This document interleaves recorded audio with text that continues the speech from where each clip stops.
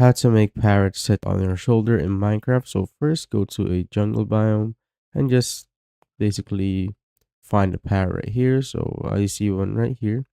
So just go to it, approach it, then get your seeds. It could be any seed that you want. It could be wheat, pumpkin, melon, or just anything. So get your seeds and right click on the parrot and just wait till you tame it. And as you can see, there will be hearts that will pop up of the parrot. It means that you've tamed it, and what you need to do now is just simply wait for them to go to your shoulder.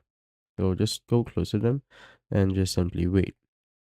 So if they don't go to your shoulder immediately, you just simply need to go closer to them. But as you can see, they are now on my shoulder. When I change my POV, as you can see right here, the parrot is now on my shoulder. So if you want them back, just go close to them again. So go close to them so that,